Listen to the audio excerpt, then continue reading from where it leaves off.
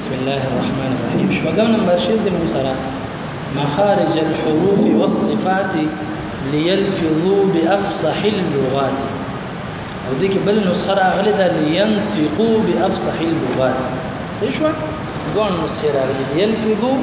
او لينطقوا. مخارج حروف، مخارج دا جمع د مخرج ده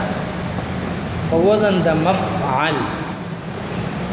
لکه څنګه راځي مدخل مرقد، دا راځي مخرج. نو د وتلو زي ته ویل شي مخرج څه ته ویل شي. او بعض علماء دا تعریف کړی دي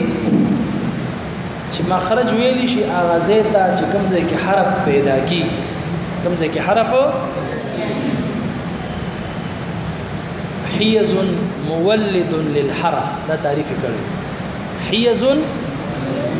موضع یا حيز یو معنی کې ښه، موضع مولد للحرف یا حيز مولد للحرف. وامام داني رحمه الله عليه كتاب التحديد في الاتقان والتجويد هغه کې د مخرج تعریف کړی دی المكان الذي ينشأ منه الحرف، المكان الذي ينشأ منه الحرف. د ټولو خلاصه دا ده چې کوم ځای نه حرف پیدا کیږي د کوم ځای نه حرف راوځي دغه ته مخرج ویل شي. دغه ته سوي حرف چې کوم دی حروف دا جمع د حرف ده، او په لغت کې طرف الشی ته ویل شي د یو څه طرف ته. او په اصطلاح د قراو کې صوت معتمد یا يعتمد على مقطع محقق او مقدر، هغه आवाज چې دا غي اعتماد او تکیه دا په مخرج محقق وي، یعنی مره جبه شوندو نه ادا کیږي. کوم ځای نه ادا کیږي؟ یا د خیشم او د جوف. او دا आवाज چې کوم دی مختص دی د انسان سره سره دی وجنه د قرو خدغه مذهب دی اهل سنت والجماعت وي چې دا आवाज چې کوم دی دا یو کیفیت دی چې دا د الله تعالی په محض قدرت باندې دی. څه باندې دی؟ یعنی دا الله تعالی ځکه دا جبه شونډې چاړه سره مشته سام په روبا سي आवाज په نه روزي خبرې په نشي کولی. دا الله تعالی قدرت کې دی چې الله تعالی سټې مغواړي انسان ته ورکړي دی چې کله ته وواړي او واستې شي. نو مخارج الحروف قاری د لپاره ضروری ده چې دی او پی جنسه مخارج د حروف والصفات او صفات پی جنې. صفات دا جمع د صفت تا او حالت او کیفیت تا وي. منطقيان دي صفت تا عرض وي، منطقيان او تسوي عرض ما قامت بالغير، ما قام بالشيء من المعاني چې یو سیس بل سیس پسې نخته دي دی لویل شي عرض. منطقيان او عرض وي، قاریان او صفت وي. لکه ګورم ته دا حرف غټ دی، دا غټوالی چا پسې دی؟ حرف پسې دی کنه. چې حرف نوی نو سبا غټي غټوالی نریوالی سپینوالی توروالی دا د یو جسم پسې. دا دیوال چې نه ته چونه ورکې څه د ورکې نه سپینه چونه دا یو صفت دی، خو چې دیوال ته به ورکې کنه چې دیوال نشته به ورکې ته سم کې نه وخت ته ګورم سم نه صحیح شو. نو صفت ویل شي چې بل پسې نخدي. صفت څه ته ویل شي؟ او صفات چې کوم دي د مخکې خپل باب کې راشي ول الصفات دي خپل ځای باندې به وي چې په اختلاف کړی دي ان شاء الله هغه په هغه ذکر شي. ليلفظوا لا یا لينطقوا دا دوه نسخې راغلي. لينطقوا چې شي نو دا د نطق نه ماخوذ دي، او یو ليلفظوا دا د لفظ نه دي، حاصل د دوه یو دي. یعنی ليلفظوا یعنی ليحسن لفظهم، تلفظ د قراو خيستش چې مخارج او صفات زده کی نو زبې خيستش هاي شخص نو چې دې تلفظ کې صحیح بافصح اللغات. افصح یعنی چې ټولو کې افضل ده، فصیحه ده. اللغات بجبو کې لغات دا لغتون جمع ده. نو په قران شریف استقل دیو کی مخارج او صفات زده کی چې قران شریف په صحیح وي. ته ځان غره ولې لکه فارغ دی روان دي څه دي مختلف تعالی زګورم سم کې نه سبق وای خبر باندې پويږي نو جزر رحمت الله علیه تاسو لمنی شعر کې ویلي وي اذ واجب علیهم محتم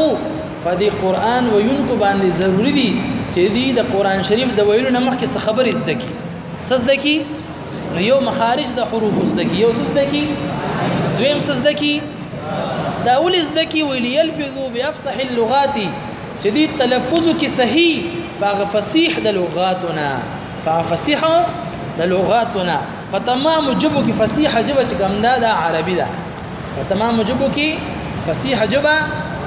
عربي ده او په عربي کې د ټول نه فصیح کلام د الله تعالی کتاب دی دا سری د الله تعالی کتاب دی یعنی قران شریف دی دی وجنا موږ د استادانو نوریدلی دي وې دا ټول جبه چې کوم دی د عربي نه وتلی تاسو ګورئ نه په قران شریف کې تنور راغلی دی هم پښتو کې تنور نه وایو ها یا په انګلیش کې مونږ ویل لکه کور چړاو کپی سکه کور ورته واچوا او هو الذي يكبر الليل على النهار ويكبر النهار کور څه دی ویل شي دغه ته ویل شي کنه بلکې زموږ استادانو دونه پوری ویلی وې دی عربی کې دی لون ته بلایند وای څورته وای بلایند بي ال اي ان دي دا څه دی کنه بلایند وې دا اصل کې بلا عین دی اصل کې څه دی بغیر د سترګونه بلایند څه دی بلا عین خو وخت یې درو سره بلایند او بیا بلایند او بیا بلایند تاسو خیال نه کړی هغه په خاصه زمانه کې د کمپیوټر چې ایجاد شو کنه د غونډې کیمرې عمره خلک چې په کمپیوټر دا کو کنه نو دونه ګرم شو چې دنه کیمرې کې بس ونه شو کې ناشته د غونډې کیمرې عمره بیا ورو کمیده نو دا اوس څونه شي جوړ شوی دی اوس غړې پر را رسېږي غړې کې دا ټول سیستم دی دغه شانتي دا ټول سيزونه چې څومره دي د عربي نه راوتلي دي خبره باندې پويږي په تمام جبه کې فصیحه جبه کم یو ده دون فصیحه جبه ده چې دا عین نه دی عین یا نون عین او یا مانو کې استعمالي فيها عين جاريه عين پويږي چشمه په معنی سره راځي عین حور عین خسته جنې تم ویل شي عین سترګو تم وي عین چشمو تم وي عین زنګون د سترګې تم وي او نورم د دنیا معنی او یا معنی کتابونه لیکلي دا فصیحه جبه شو کنه شو خبره پويږي زما کنه پويږي نو په تمام موجب کې فصیحه جبه کومه ده عربي ده او بیا په عربي کې فصیح کلام کم یو دی قران پاک ځکه چې د هر پیغمبر په وخت یو معجزه و د موسی عليه السلام په وخت کې د جادوګر ډیر بولو بالاو ډیر غړ جادوګرانو الله تعالی هغه ته معجزه داسې ورکړي چې جادوګری په پلاب کا کینوله د عیسی علیه السلام په زمانه کې طب ډیر اوچتو ډاکټري مړ به راځوندې کول او کوم علاجونه به کول الله تعالی عیسی علیه السلام طب ورکو ها لازم پړندو سر غراخ کو ټیک بشه مړی ته به قم باذن الله را به سو د نبی علیه السلام په زمانه کې شعر او شاعري ډیره په اوچته درجه باندې روانه مقابله به کېدله مقابله به شو د اشعارو د چا شیرونه چې په ټاپ هغه بیت الله شریف کې زوړان کا ټول قلب زوړندو تر دې چې بل مشاعره به وشو قران شریف چې کله نازل شو ختم شو قران شریف هغه مقابله ونکړ شو دی وجنه یو صحابي دی نو مې یریږي هغه چې زما تر یا تر زوی د مدینه منورې ته راغلی یا مکی ته هغه په خپل ډیر غټ شاعر و هغه د نبی له سلام دا کلام ورید د الله تعالی کتاب و چې واپس راغی مې تاسو کو صحابي وي ابو ذر غفاری رضی الله تعالی عنہ دی یو بل صحابي دی نو مې یریږي چې الکه دا پیغمبر ته ډیر غټ شاعر کاهن می هر څه مته نبی له سلام ولیدلو ایا دا خلک چې دي جادوګر دي شاید خبره سیده ورته نه ما ډیر شاعران اوریدلي ډیر غټ کیسې مې اوریدلي خو دا کلام داسې چې دا انسان کلام نه دی دا بالکل حقیقت دی بیا هغه صحابي تقریبا زر کسان دا هغه د قبيله چې کوم ځای په یو ځای مسلمانان شو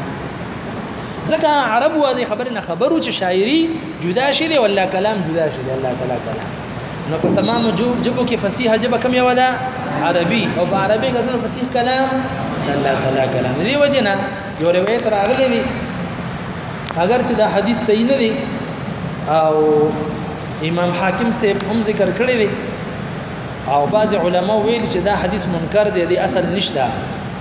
او علامه البانی سے هم چې کوم دا حدیث په احادیث ضعیفو کې ذکر کړی دی چې نبی علیہ السلام فرمایي چې درې وجونه زه عربي سره محبت کوم یو خدا یا تاسو عربي سره محبت کوي یو خدا چې زه عربي